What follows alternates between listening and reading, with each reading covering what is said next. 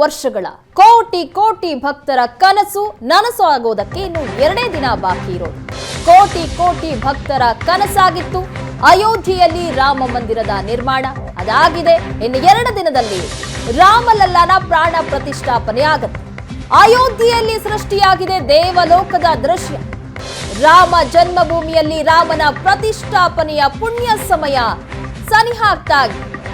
ರಾಮನನ್ನ ಭವ್ಯ ಮಂದಿರದಲ್ಲಿ ಕಣ್ತುಂಬಿಕೊಳ್ಳುವಂತಹ ಸುದಿನ. ಇವತ್ತು ಅಯೋಧ್ಯೆಯಲ್ಲಿ ಹಲವು ವಿಧಿವಿಧಾನಗಳು ನಡೆಯುತ್ತೆ. ರಾಮನನ್ನ ಭವ್ಯ ಮಂದಿರದಲ್ಲಿ ಕಣ್ತುಂಬಿಕೊಳ್ಳೋದಕ್ಕೆ ಇನ್ನು 2 ದಿನ ಬಾಕಿ ಇರೋದು. ಜನವರಿ 22ರಂದು ರಾಮನ ಪ್ರಾಣ ಪ್ರತಿಷ್ಠಾಪನೆ ಆಗುತ್ತೆ. ಸರಯೂ ನದಿ ನೀರಿನಿಂದ ಇವತ್ತು ಗರ್ಭಗುಡಿಯನ್ನ ಸ್ವಚ್ಛ ಮಾಡಲಾಗುತ್ತೆ.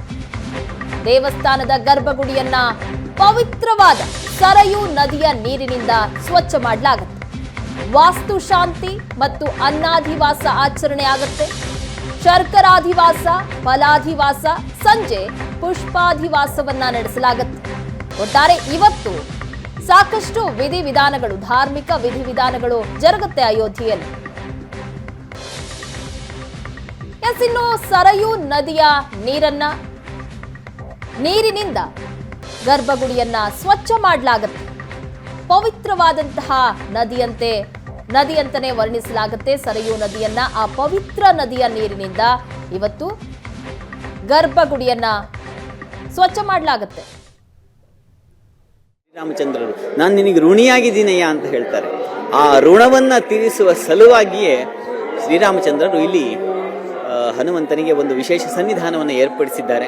ಆ ಸನ್ನಿಧಾನವನ್ನು ನಾವೀಗ ಗಮನಿಸೋಣ, ನೋಡೋಣ, ಕಣ್ತುಂಬಿಕೊಳ್ಳೋಣ ಬನ್ನಿ.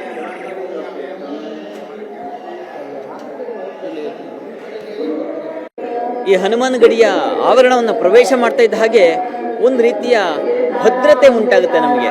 ಹನುಮಂತ ಇಲ್ಲಿ ನೆಲೆ ನಿಂತಿರೋದೇ ಎಲ್ಲ ಇಲ್ಲಿಗೆ ಬಂದಂತಹ ಸಕಲ ಭಕ್ತರನ್ನ ಹೊರೆಯಲಿಕ್ಕಾಗಿ, ಪೋಷಿಸಲಿಕ್ಕಾಗಿ, ಹಾಗೂ ಅವರಿಗೆ ಅಭಯವನ್ನು ಕೊಟ್ಟು ಒಂದು ನೆಮ್ಮದಿಯ ವಾತಾವರಣವನ್ನು, ಹೇಗೆ ಶ್ರೀರಾಮಚಂದ್ರರಿಗೆ ಅವರು ಒಂದು ಸೀತೆ ಇದ್ದಾಳೆ ಅನ್ನುವಂತಹ ಒಂದು ದೃಢತೆಯನ್ನ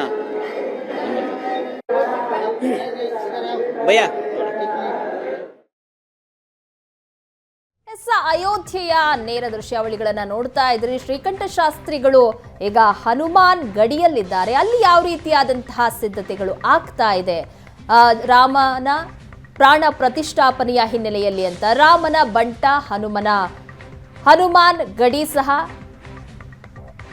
ಸಿದ್ಧಗೊಳ್ತಾ ಇದೆ.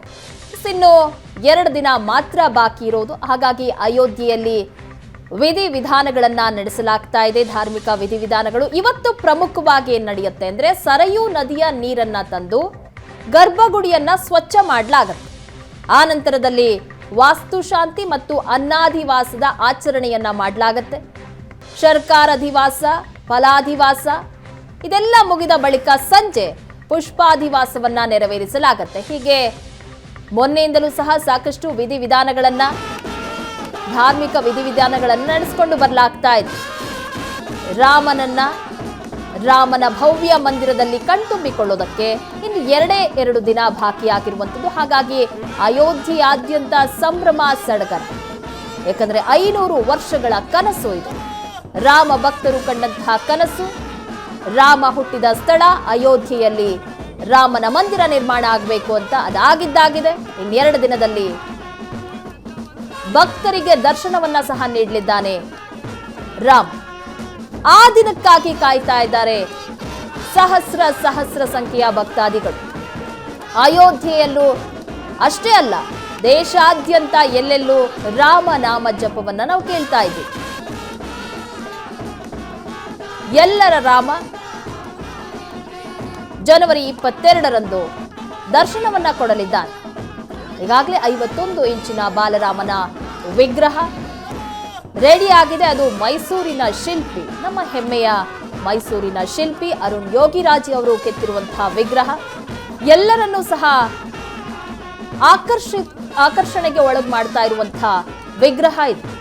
ಎಲ್ಲರೂ ಸಹ ವಿಗ್ರಹವನ್ನ ನೋಡಿರ್ತೀರಾ. ಬಾಲರಾಮನ ವಿಗ್ರಹವನ್ನ 51 ಇಂಚಿನ ಮೂರ್ತಿ ಎಲ್ಲರಿಗೂ ಸಹ ತನ್ನ ರಾಮ ಅನ್ನುವಂಥ ಭಾವನೆಯನ್ನ ಮೂಡಿಸ್ತಾ ಇದೆ ಆ ಮೂರ್ತಿ. ಈ ವಿಗ್ರಹವನ್ನ ನೋಡಿ ಎಲ್ಲರೂ ಸಹ ಖುಷಿ ಪಡ್ತಾ ಇದ್ದಾರೆ. ಈ ವಿಗ್ರಹಕ್ಕೆ ಜೀವ ತುಂಬಲಾಗತ್ತೆ.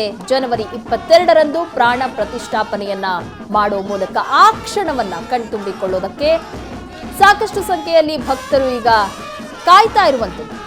ಅಯೋಧ್ಯೆಗೆ ಈಗಾಗಲೇ ನಾನಾ ಭಾಗಗಳಿಂದ ಅಂದ್ರೆ ಕಾರ್ಯಕ್ರಮದಲ್ಲಿ ಭಾಗಿಯಾಗೋದಕ್ಕೆ ಅವಕಾಶ ಇಲ್ಲ, ಆದರೂ ಸಹ ಅಯೋಧ್ಯೆಯತ್ತ ಮುಖ ಮಾಡ್ತಾ ಇದ್ದಾರೆ ಭಕ್ತರು.